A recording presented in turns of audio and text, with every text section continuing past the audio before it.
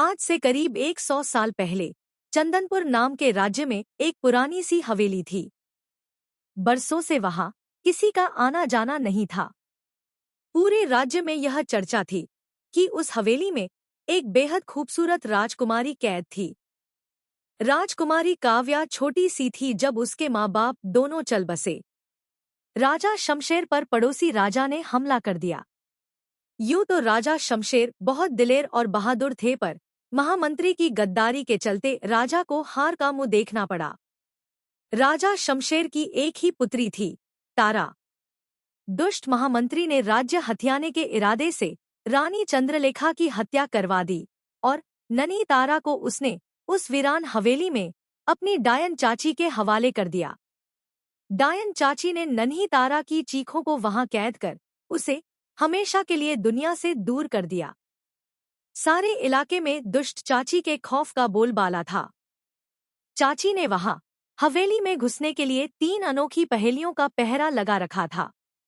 जो भी इन 3 पहेलियों का सही उत्तर देगा वही राजकुमारी और उस हवेली को जीत लेगा। जिसने भी इतने बड़े पुरस्कार को हासिल करने की कोशिश की, उसे दोबारा इस संसार में कहीं नहीं देखा गया। हवेली के पास वाले गांव में 2 भाइयों का जोड़ा अपने बुजुर्ग पिताजी के साथ रहता था। आनंद दोनों में बड़ा था और उसके सपने उससे भी बड़े थे। वह बहुत ही आलसी था और अपने पिता और भाई की जरा भी मदद नहीं करता था। आनंद अपने पिता, भाई और अन्य गांव वालों से बेरुखी और बेइज्जतीपूर्ण व्यवहार करता। जैसे ही आनंद ने पुरानी हवेली की खबर सुनी, वह तुरंत मन में सोचने लगा, अरे वाह, यह तो बहुत अच्छा मौका मिल गया मुझे। मैं कैद में फंसी राजकुमारी को बचाकर उससे शादी कर इस राज्य का नया राजा बन सकता हूँ। यह सोच उसने अपना इरादा अपने पिता और छोटे भाई अनमोल को कह सुनाया। पिताजी ने आनंद को हवेली से दूर रहने की सलाह देते हुए समझाया। बेटा, आज तक जिसने भी उस हवेली में जाने की कोशिश की है, उसे उस दुष्ट चाची ने हमेशा के लिए हवेली में कैद कर लिया। वह कभी लौटकर वापस नहीं आया। मैं तुम्हें खोना नहीं चाहता। हमें तुम्हारी जरूरत है, तुम मत जाओ। आनंद ने पिता की बात को अनसुनी कर हवेली की ओर बढ़ने का निश्चय किया। मजबूर होकर पिताजी ने आनंद को घर का इकलौता घोड़ा और एक तलवार दी अपनी रक्षा के लिए। अपने घमंड और क्रूरता में चूर आनंद रास्ते में आने वाली हर चीज को रौंदता हुआ चला जा रहा था। सबसे पहले उसे रास्ते में एक गिलहरी का घोंसला मिला, जिसमें रहने वाला गिलहरी परिवार अपने लिए खाना जुटाने की जल्दी में रास्ते के बीच दौड़ रहा था, जिससे आनंद को जाने में परेशानी हो रही थी। आनंद ने तुरंत अपनी तलवार निकाली और गुस्से में आकर उनका घोंसला तहस नहस कर दिया। आगे चलते हुए उसे एक नदी दिखी। वह पानी पीने घोड़े से उतरा। उसे नदी के पास देखते ही एक बतख परिवार खाना पाने की उम्मीद में आनंद के पास शोर मचाते हुए आ गया। उनके शोर से आनंद को बहुत गुस्सा आया और उसने पत्थर मारकर उस बतख परिवार को भगा दिया। जंगल से गुजरते हुए आनंद को एक पेड़ पर रखा चिड़िया का एक घोंसला दिखा, जिसमें चिड़िया अपने नए अंडे को सेक रही थी।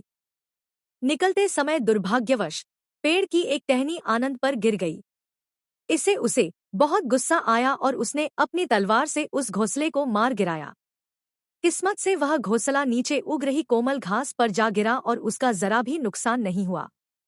आखिरकार आनंद उस पुरानी हवेली के दरवाजे पर जा पहुंचा।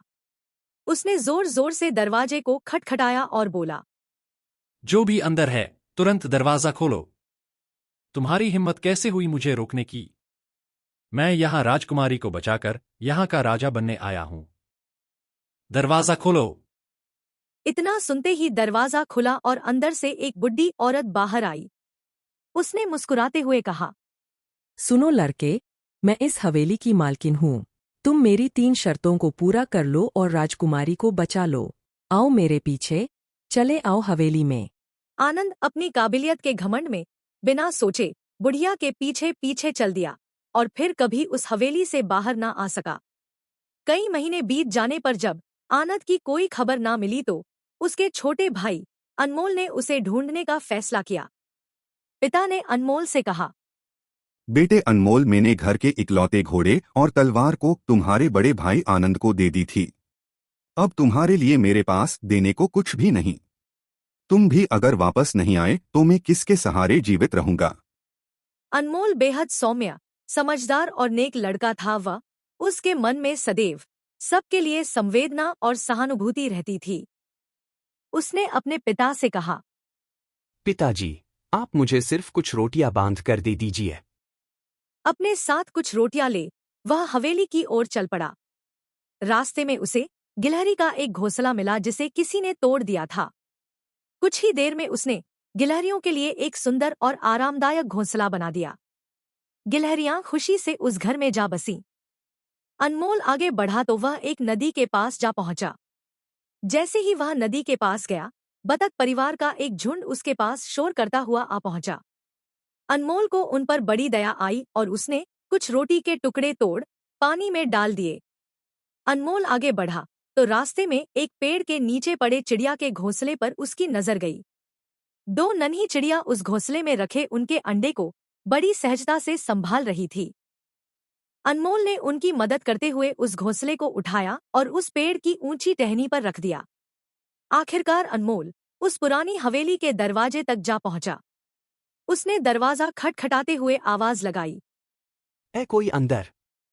मैं अपने भाई को खोजता हुआ यहाँ आया हूँ। मैं जानता हूँ कि वह यहीं है। मुझे अपने भाई से मिलना है। दरवाजा खोलो। इतना सुनते ही अंदर से वह दुष्ट चाची बाहर आई और मीठे स्वर में बोली, आओ बेटे, मैं तुम्हारी मदद करूंगी अपने भाई तक पहुंचने में, पर पहले तुम्हें मेरी 3 समस्याओं को हल करना होगा। आओ मेरे साथ मेरे बगीचे में आओ। अनमोल झट से बुढ़िया के पीछे चल दिया। बुढ़िया ने एक कटोरे में पड़े सूरजमुखी के बीजों को उठाया और उन्हें हवा में फेंक दिए। बीज पूरी घास में बिखर गए। बुढ़िया ने कहा, बेटे, मैं अभी 1 घंटे में वापस आ जाऊंगी। तुम तब तक सारे बीज को बीनकर इस डब्बे में वापस भर देना। इससे तुम्हारी पहली शर्त पूरी हो जाएगी।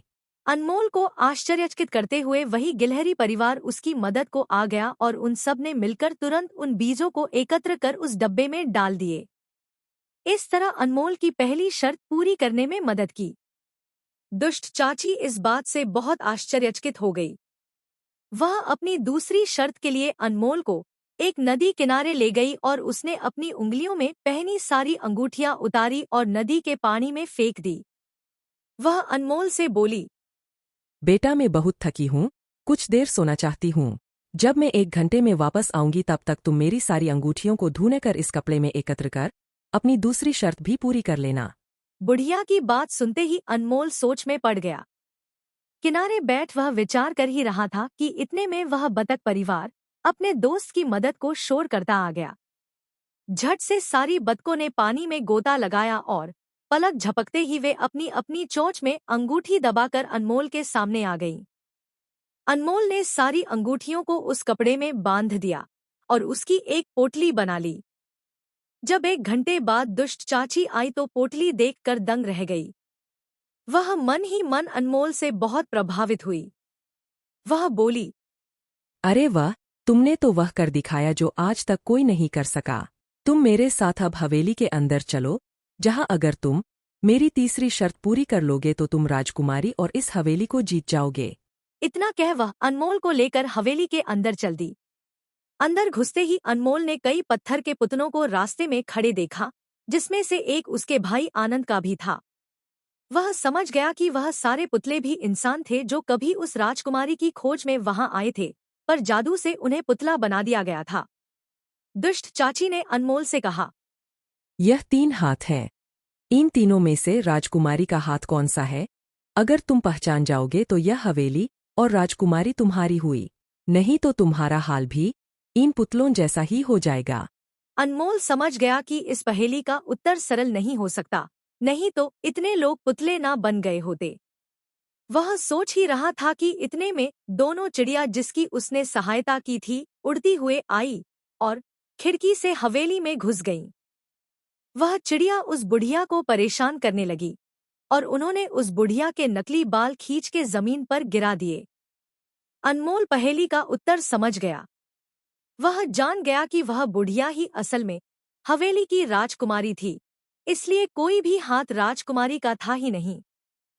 गलत हाथ चुनने पर हवेली के राक्षस लोगों को पुतलों में बदल देते थे। देखते ही देखते वह दुष्ट चाची एक खूबसूरत राजकुमारी में बदल गई। उसने बताया कि उस दुष्ट चाची के श्राप से और उन मायावी दानवों ने मिलकर उसे उस बुढ़िया में बदल दिया था। वह सालों से किसी के आने का इंतजार कर रही थी जो उसकी असलियत पहचान सके और उसे इस श्राप से मुक्त कर सके। राजकुमारी के श्राप मुक्त होते ही सारे पुतले फिर से इंसान बन गए और इस तरह अनमोल ने अपने भाई आनंद को वापस पाया, राजकुमारी से शादी करके राज्य का नया राजा भी बन गया और खुशी खुशी अपने पिता, भाई और राजकुमारी तारा के साथ रहने लगा।